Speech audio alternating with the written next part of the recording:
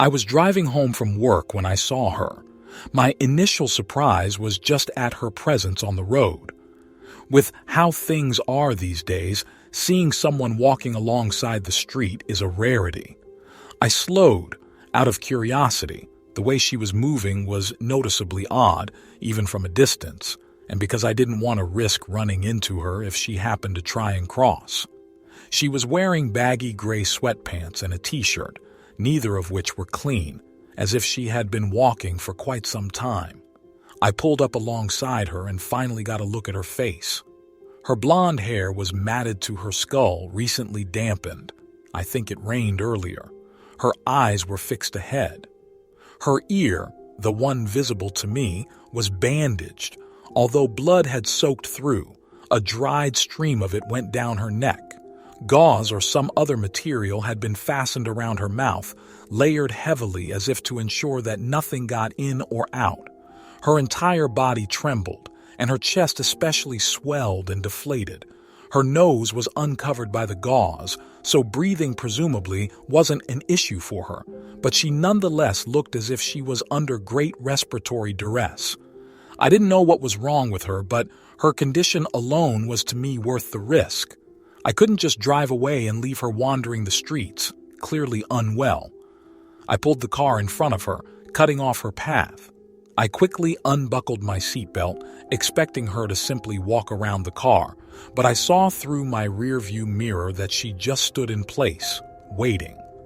I got out of the car, not thinking to bring anything with me. She seemed to be in her early 20s, small-bodied, and I didn't for a moment suspect she could bring me any harm. I was wrong to assume that, wrong to think that the only kind of harm someone could do was physical.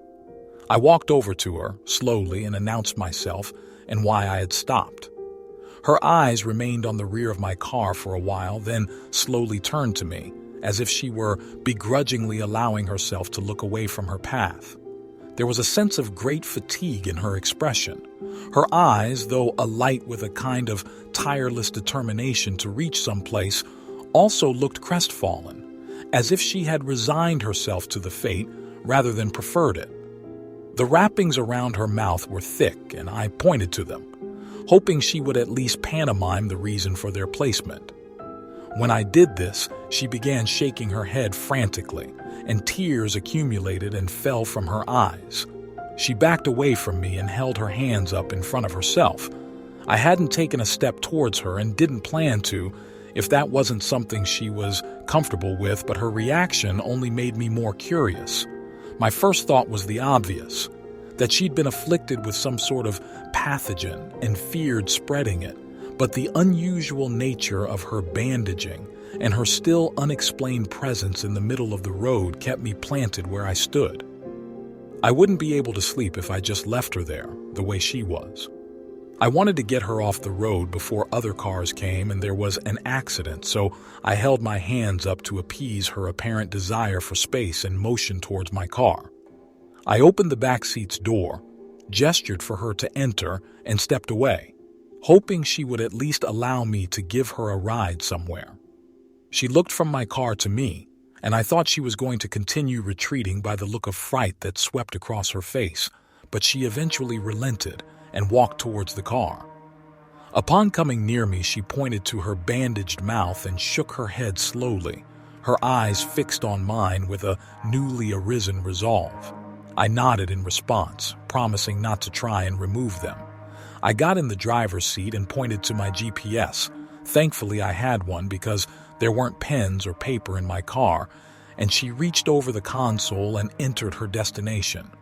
It was a cemetery in the older part of our town. I lived about 10 minutes past it, so I didn't at all mind dropping her off along the way, even if it wasn't exactly the kind of place you'd want to leave someone in the middle of a dreary day. But she was an adult, so I didn't argue or ask questions. We drove in silence, and through brief glimpses of her in my rearview mirror, I saw her occasionally bring her fingers to her chest, throat, and once or twice even her mouth, as if to subconsciously relieve some built-up pressure. Otherwise, she behaved normally and spent her time as my passenger gazing out the window. Throughout the entire drive, she held that look of vague despair and acute exhaustion. We arrived at the cemetery and she exited the vehicle immediately. She turned to me and waved in thanks, and then again as if to signal me to go away. I was still worried and couldn't help but feel that something sinister had happened or would soon happen to her. I unbuckled my seatbelt and got out of my car. It was the dumbest decision of my life. I walked to her and politely motioned ahead, intimating that she should lead the way.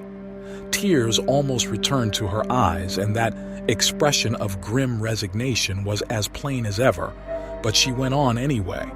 We walked onto the path which allowed passage through the grounds, and she didn't take note of any of the headstones.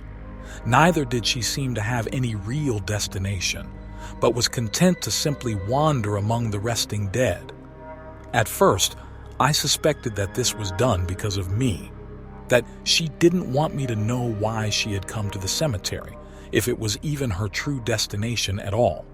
But just as I was about to question her regarding the reason for our visit, she stopped and turned to face me.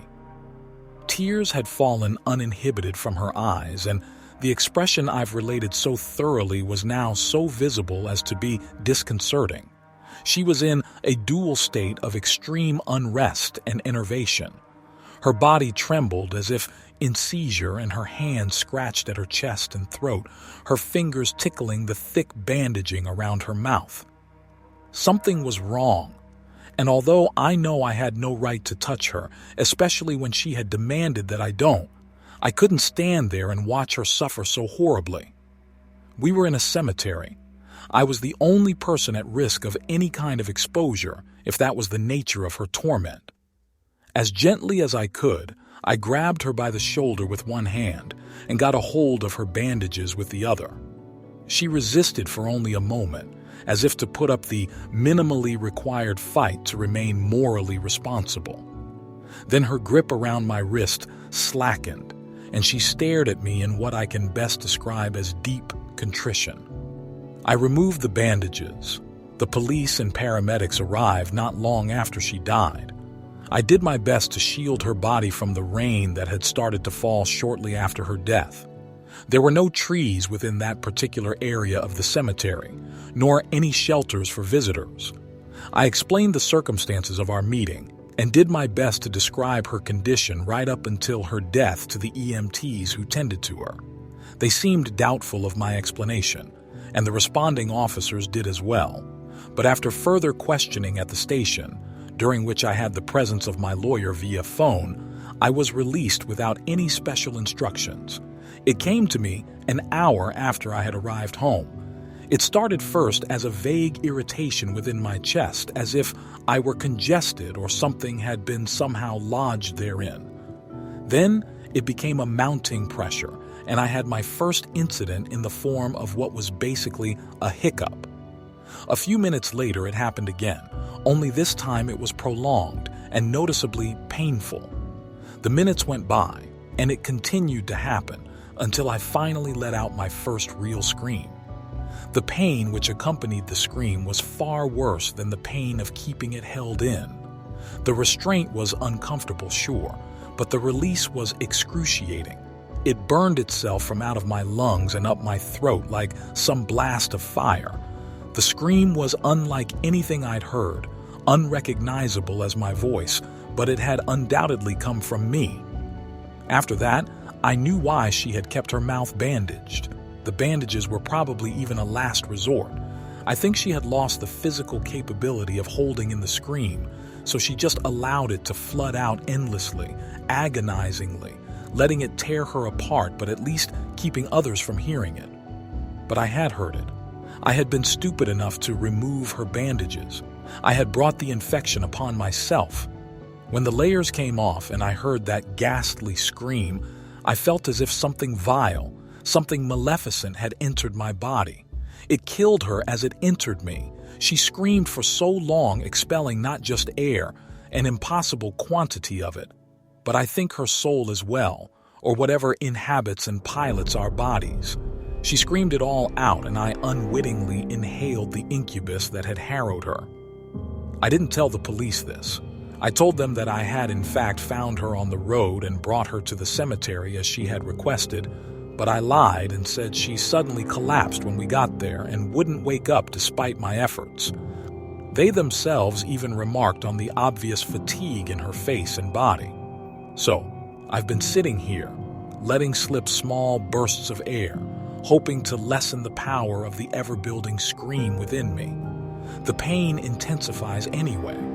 The pressure feels as if it'll make my chest explode, but I know that if I open my mouth and let it out, the pain that will follow would drive me mad, if it doesn't kill me altogether. I have plenty of duct tape and cloth. If I must, I'll wrap my face up just like she did. I know why she went to the cemetery. If she let out the scream there, unaccompanied, it wouldn't have had anywhere to go. It wouldn't have infected the dead. Whatever terrible demon or presence had embedded itself within her lungs would have died along with her or been ejected into the atmosphere. Or maybe she chose the cemetery precisely for the presences there. Maybe she wanted the scream to go to some buried corpse, to be trapped within dead, deflated, ashen lungs, unable to scream, unable to escape, interred to sepulchral purgatory. Regardless of her reasons, I had been a fool and insisted on going with her. I brought this on myself and must find some way to live with it.